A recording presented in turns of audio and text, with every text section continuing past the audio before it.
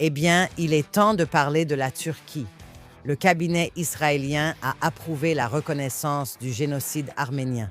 Écoutons d'abord, avant d'en discuter, ce que le président Trump avait à dire sur le président turc Recep Tayyip Erdogan. Quel est votre message à votre grand ami Erdogan et au peuple turc? Je l'aime bien, c'est un ami à moi, et il est resté en dehors de la guerre. Vous savez, il était un candidat clé pour entrer en guerre avec l'Iran, peut-être même de leur côté, car il n'apprécie pas beaucoup Israël. Je lui ai demandé de ne pas intervenir. Il l'a fait. Erdogan est un grand leader, une personne très forte, avec une grande armée. Il aime la Turquie. J'aime les États-Unis, mais lui, il aime la Turquie et il fait un excellent travail. C'est un homme et un leader respecté, ainsi qu'un ami à moi. Vous partez en Turquie avec de nombreux cadeaux pour tous?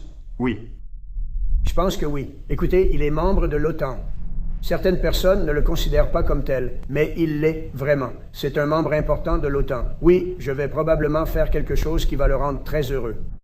D'accord, Marc. Alors, vas-y, parle-nous d'Erdogan, s'il te plaît.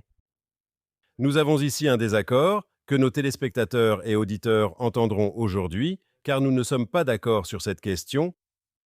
Toi, et je ne paraphrase pas, ce n'est pas mon rôle de te paraphraser. Tu peux exprimer ta position, mais je comprends que cela reflète ta personnalité, car c'est toujours le malheur et la destruction. Oui, c'est Ruti Bloom. Parfois, tu dis ou suggères que la Turquie est aussi mauvaise que l'Iran. Maintenant que l'Iran passe au second plan et recule de 10 ans, il faudrait surveiller la Turquie, qui devient selon toi la nouvelle menace. Et la Turquie, c'est les frères musulmans, et la Turquie soutient le terrorisme, et la Turquie soutient le Hamas. La Turquie contrôle désormais la Syrie, dirigée par un ancien djihadiste. Oui, monsieur Bachar, la Turquie est très mauvaise. Et même en répétant mauvais, ce ne sera jamais assez pour toi. Et moi, je vois ça d'une manière plus nuancée. Et ce n'est pas que je pense que le président de la Turquie est un ami d'Israël ou du peuple juif. Au contraire, il est connu pour avoir tenu à plusieurs reprises une série de déclarations antisémites scandaleuses. Ce n'est certainement pas un ami. Je ne pense pas qu'il soit au même niveau que les Iraniens, d'où ma distinction. Ce n'est pas un ami, mais ce n'est pas le même type d'ennemi. Je vais vous donner deux exemples brefs. Un mois avant le 7 octobre 2023, il a rencontré le Premier ministre Netanyahou à l'ONU. Ils ont eu une réunion entre le président turc et le Premier ministre israélien. Les Iraniens, le Hamas et le Hezbollah ne rencontreraient jamais d'Israéliens. Lui, il l'a fait. Un an avant cela, en 2022, il a déroulé le tapis rouge à Ankara pour le président israélien. Notre chef d'État, oui, M. Herzog, et il a dit qu'il voulait améliorer les relations. Maintenant, encore une fois, je ne me fais aucune illusion sur les préjugés de cet homme contre Israël, mais je pense qu'il est beaucoup plus pragmatique. Je vais vous donner un exemple. Theodor Herzl, le fondateur du mouvement sioniste, a rencontré des membres du cabinet du gouvernement tsariste pour promouvoir les intérêts sionistes. Il a rencontré le Kaiser allemand, Guillaume II, qui était aussi un antisémite, mais Herzl espérait que nous pourrions amener ces personnes à faire des choses qui auraient pu aussi nous aider. Donc, sans se faire d'illusions, n'est-ce pas? J'étais pour que Netanyahou le rencontre et pour la visite de Herzog. Je connais cet homme, mais je ne pense pas qu'il soit l'ayatollah.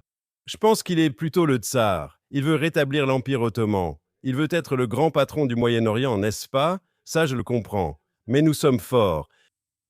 Nous lui parlerons depuis une position de force. Nous prendrons des dispositions et nous comprendrons qu'il n'a pas nos intérêts à cœur. Mais nous pouvons trouver, au moins en théorie, ce qui n'est pas possible avec l'Iran, nous pouvons trouver un modus vivendi avec cet homme. D'accord. Alors tout d'abord, j'aimerais juste apporter une petite correction. Ce n'est pas que j'ai dit qu'il est comme l'Iran. J'ai dit qu'il est maléfique. Et tu as dit, eh bien, maléfique, je n'irai pas jusque-là. Mais moi, si. C'est un homme qui, oui, tu viens de mentionner les relations avec Israël. Ce sont des incidents isolés dans une histoire de 20 ou 30 ans, une très longue histoire, pendant laquelle Israël a dit qu'il fallait maintenir des relations avec la Turquie. Tout d'abord, avant l'arrivée au pouvoir d'Erdogan, donc de son parti, qu'il nie être un parti islamiste, mais peu importe, d'accord? Il héberge le Hamas. Il leur a envoyé les flottilles pour briser le blocus de Gaza. Il traite Netanyahou de nazi. Au fil des années, il a même quitté brusquement une réunion avec Shimon Peres, Monsieur Paix au Moyen-Orient. D'accord. Ce type est antisémite, il est hostile à Israël et il adore les terroristes. Et il réprime toute opposition dans son propre pays en les jetant en prison. Il est l'un des pires au monde en matière d'emprisonnement de journalistes. Et d'accord, donc pendant toutes ces années, on nous a dit, eh bien, vous savez, c'est une question d'intérêt. Nous avons besoin de l'espace aérien turc. Nous avons besoin de ceci. Nous avons besoin de cela. Eh bien, vous savez quoi? Après le 7 octobre, nous n'avons plus besoin de lui. Laissez-moi vous dire, j'étais très, très, très en colère quand Netanyahou a cédé à la pression du président Obama. Netanyahou et Obama étaient sur le tarmac de l'aéroport Ben Gurion il y a des années. C'était 3 ans après l'incident du Mavi Marmara qui est attribué à Israël. Israël a tué 10 civils turcs. Vraiment? Ce Mavi Marmara était actif. Non, je sais qu'un 10e est décédé après. D'accord. D'accord, c'était 10. Ce Mavi Marmara a été envoyé, comme les flottilles d'aujourd'hui, pour briser un blocus. Et il y avait des tonnes d'armes à bord. Et les personnes à bord, lorsque les soldats israéliens sont montés à bord pour, vous savez, l'arrêter, ont commencé à jeter les soldats par-dessus bord. Donc oui, ils ont dû tirer. Mais l'idée que nous sommes simplement allés tuer tous ces pauvres Turcs est ridicule. Et puis Obama a forcé Netanyahou à téléphoner à Erdogan pendant qu'ils étaient debout sur le tarmac. Il lui a tendu son téléphone et il a dit « Tu appelles et tu présentes tes excuses à Erdogan pour l'incident du Mavi Marmara ». Et Netanyahou l'a fait parce que c'est un pragmatique. Netanyahou est un pragmatique. Erdogan, je ne le qualifierais pas de pragmatique. Je qualifie Netanyahou de pragmatique. Ayant compris qu'il ne pouvait s'opposer à Obama, il l'a donc fait. Et non seulement il l'a fait, mais il a aussi dû payer des millions de dollars en réparation à ces gens-là. Je ne dirai pas le mot parce que quelqu'un, un de nos commentateurs, a dit que je ne devrais pas jurer à l'antenne. Donc je ne le ferai pas. Mais voici ce que je vais vous dire. D'accord. Parlons un instant du moment où nous en sommes avant d'aborder le sujet du génocide. Je veux répondre directement à cela. Vas-y. Et nous parlerons de génocide. Et tu veux le faire. Mais je ne pense pas qu'Obama ait forcé Netanyahou à le faire. Je pensais que Netanyahou croyait qu'avec l'intervention américaine, il était possible d'essayer de relancer les relations turco-israéliennes sur une meilleure trajectoire pour les sortir de l'impasse. Après cette déclaration, il y a eu une légère amélioration. Je pense que Netanyahou a fait le bon choix pour Israël. Il ne l'a pas fait seulement parce qu'Obama lui a forcé la main. Deuxièmement, tu as parlé très honnêtement du fait qu'il arrête des journalistes et qu'il entretient ses relations avec des terroristes. Il aime le Hamas qui a un bureau en Turquie, etc. Tu as raison. Mais ne me parle pas de démocratie parce que nous avons conclu des accords de paix avec l'Égypte, avec la Jordanie, avec les Émirats arabes unis. Et devine quoi? Je n'ai pas dit ça. Je veux dire, Mais tu me parlais d'arrêter des journalistes. Mais tu as parlé de démocratie. Si on attend, oui, si on ne parle qu'aux gens démocratiques, on ne parlera, je pense, à aucun pays musulman, non? Si on ne parle qu'aux gens qui sont des chevaliers des droits de l'homme, non? Moi, dans le monde réel, comme l'Amérique parle à des gens qui ne partagent pas toujours ses valeurs, Israël est dans la même situation. Si demain les Saoudiens déclaraient vouloir la paix avec Israël, n'est-ce pas? Je ne pense pas que cela arrive demain, peut-être après-demain, mais si cela se produisait, dirions-nous non? Il faut d'abord laisser les femmes conduire, il faut d'abord avoir une presse libre. C'est absurde, les États-nations ne fonctionnent pas ainsi.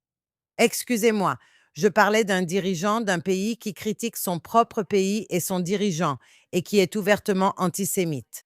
Je ne parlais pas de savoir si, et il n'a pas dit « faisons la paix ».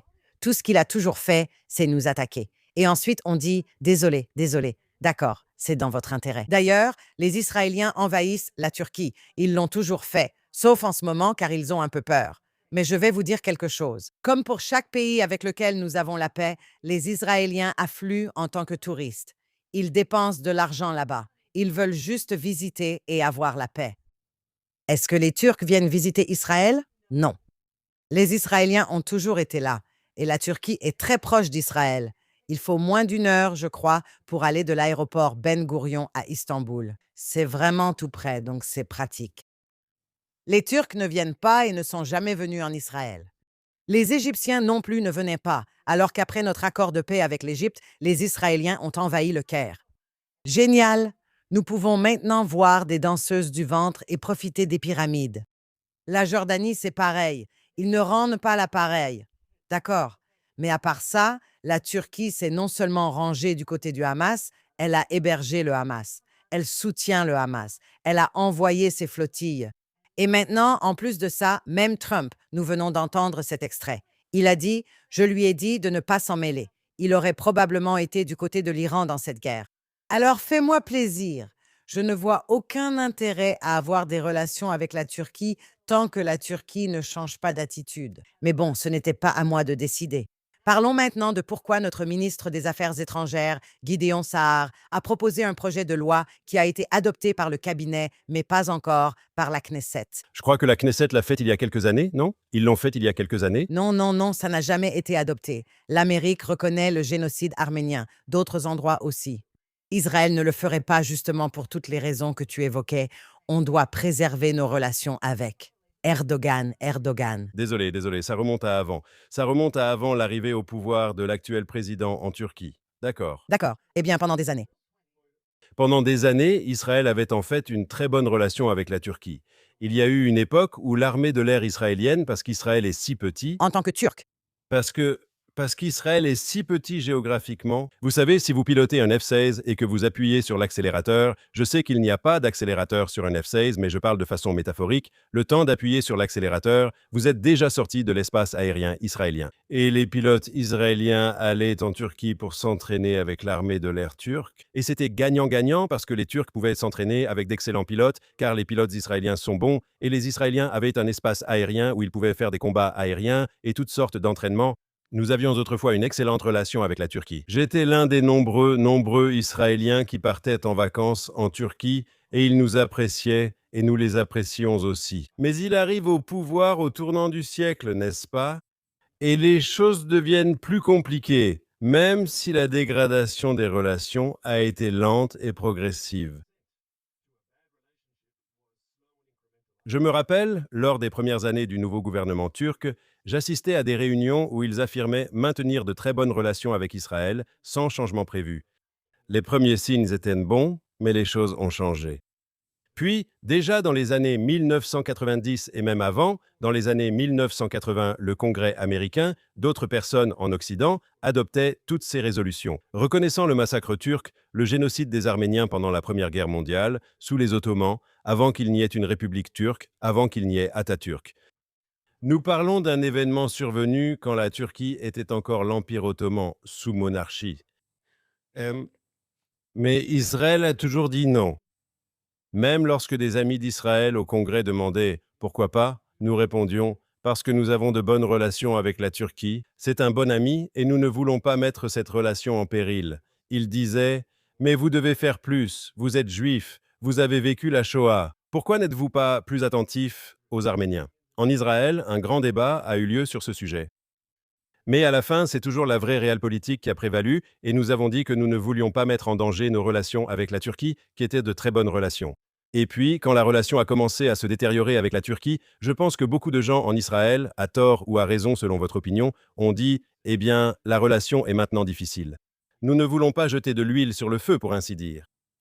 Et je pense qu'à présent, la prise de conscience en Israël est que la relation ne pouvait pas vraiment empirer et qu'on pourrait tout aussi bien le faire, non ? Et de toute façon, c'est une vérité historique.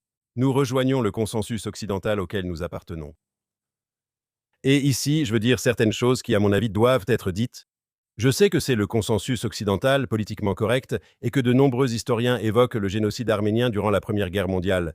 Mais il y a un homme que je respecte. Je crois que vous respectez aussi Bernard Lewis, célèbre historien du Moyen-Orient qui a eu raison sur la plupart des choses.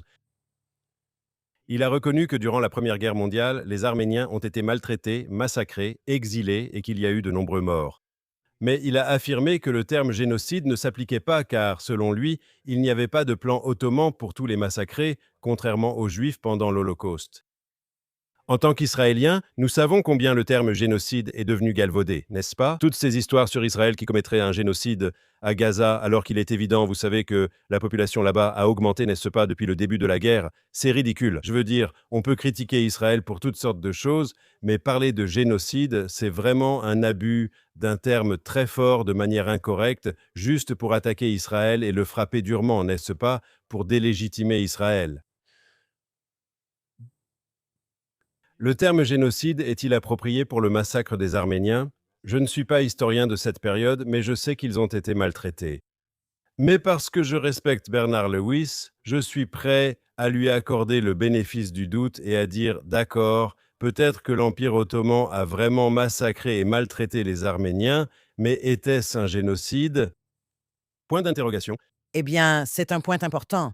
Et Bernard Lewis, tu as raison. Je l'admirais énormément, je l'admirais quand il était en vie. Je le connaissais et je l'ai interviewé à plusieurs reprises. Et aussi, c'était vraiment un homme fantastique et brillant. En réalité, je n'ai pas d'opinion.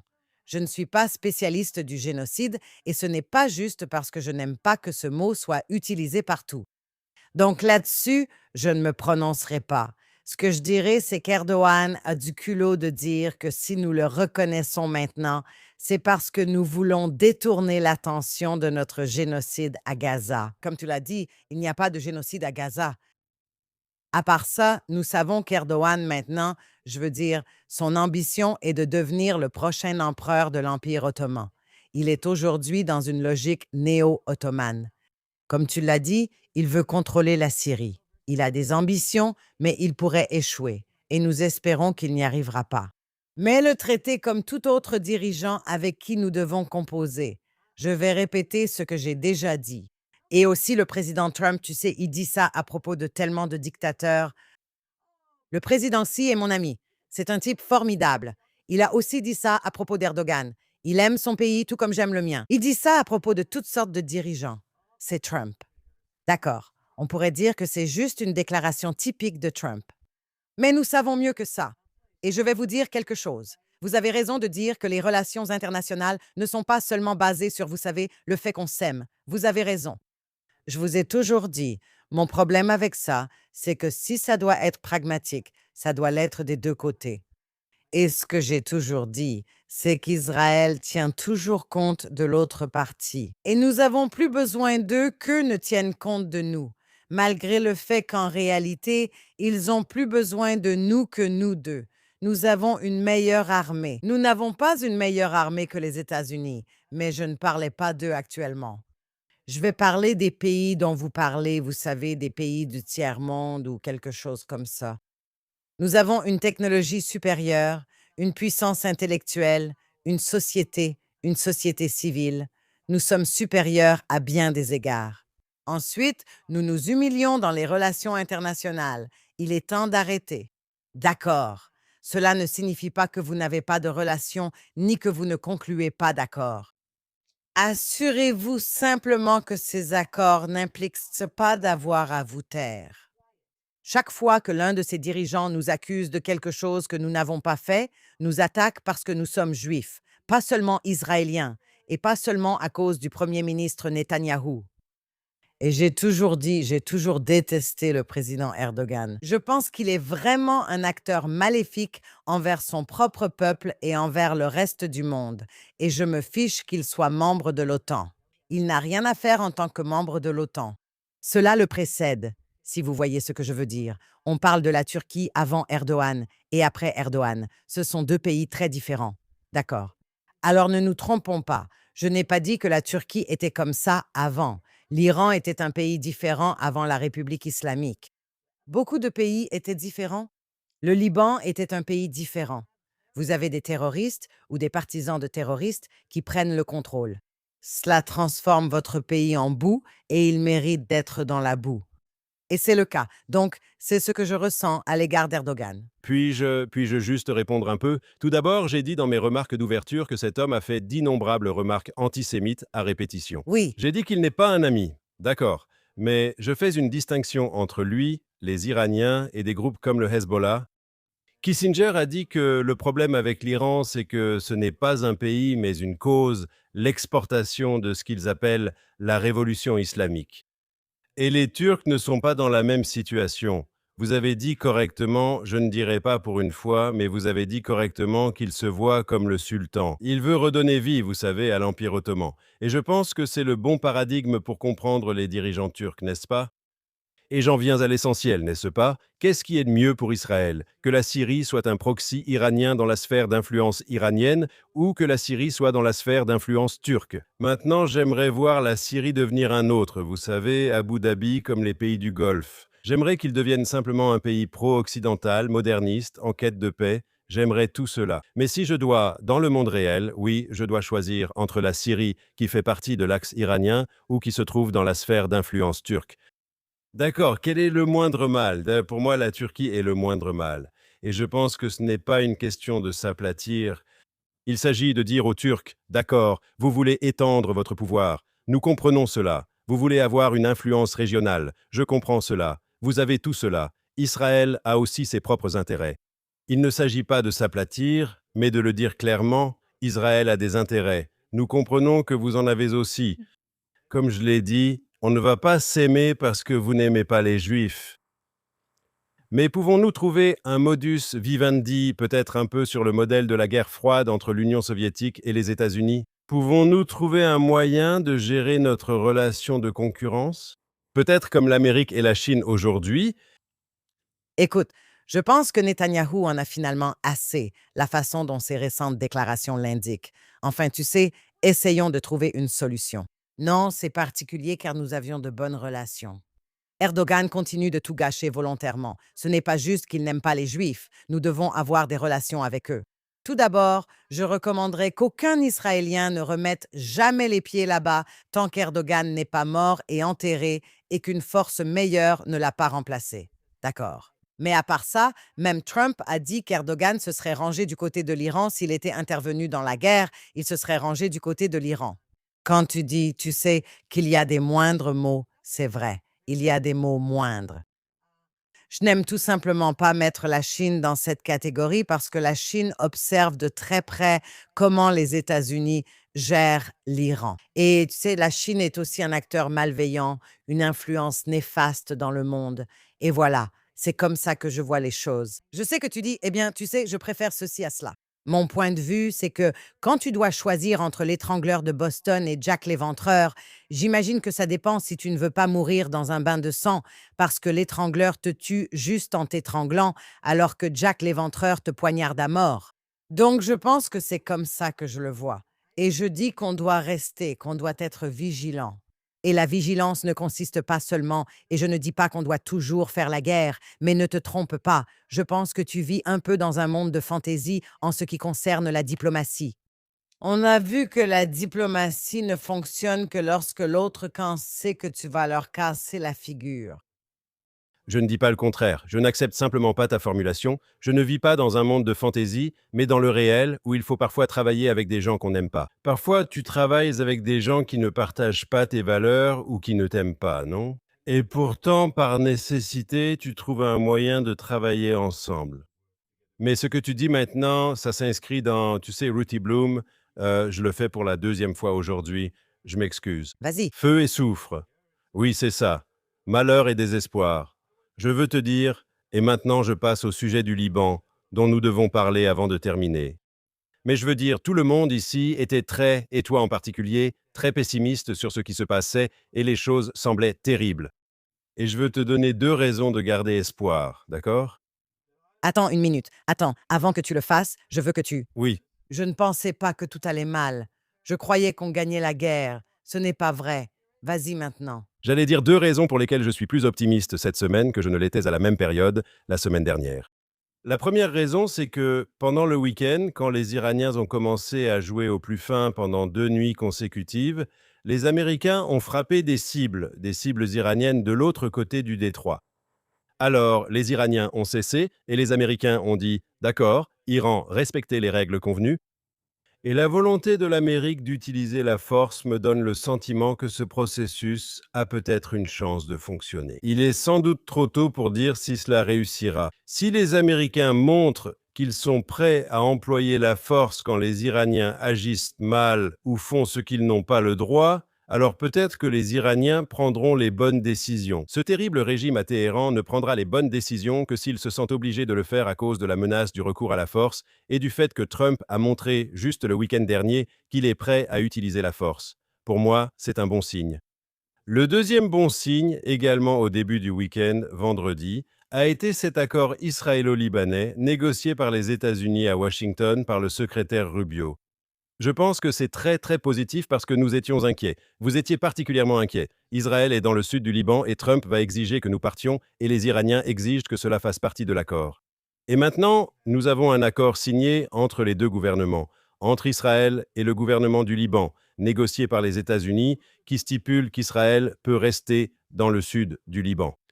Nous n'avons pas à nous retirer immédiatement, le Hezbollah doit être désarmé et, à titre d'essai, dans certaines petites zones du Liban, nous nous retirerons progressivement et l'armée libanaise prendra position.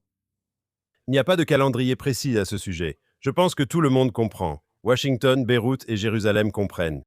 Si on va trop vite, tout cela s'effondrera car le Hezbollah profitera du vide. Nous devons donc agir prudemment. Nous devons être réalistes. Mais le fait était que nous avons infligé une énorme défaite à l'Iran et au Hezbollah qui manifestent à Beyrouth contre cet accord, n'est-ce pas?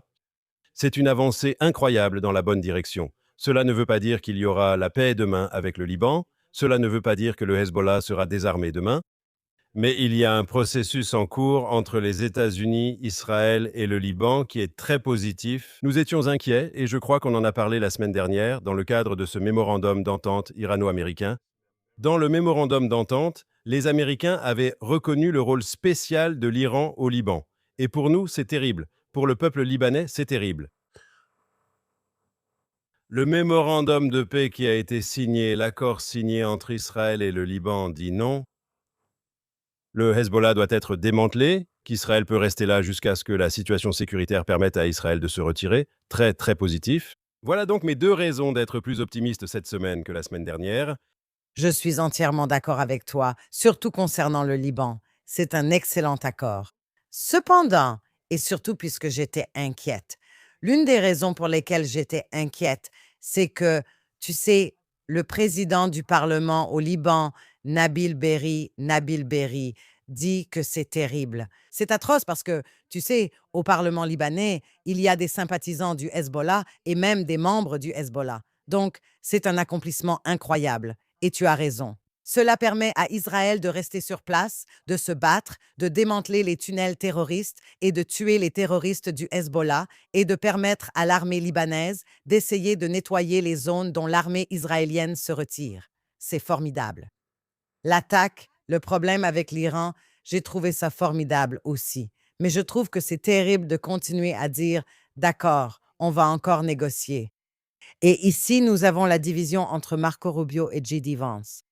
Et ce qui m'inquiétait la semaine dernière, c'était ses commentaires. Vous savez, quand J.D. Vance a dit « Vous savez, Israël, vous n'avez que 9 millions d'habitants. Vous ne pouvez pas simplement tuer pour résoudre tous vos problèmes. » Comment hostile? Oui, c'était horrible. Ensuite, Trump a dit qu'on ne pouvait pas juste bombarder des bâtiments au Liban.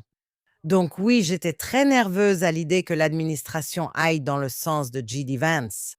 Et J.D. Vance était contre la guerre dès le début, etc.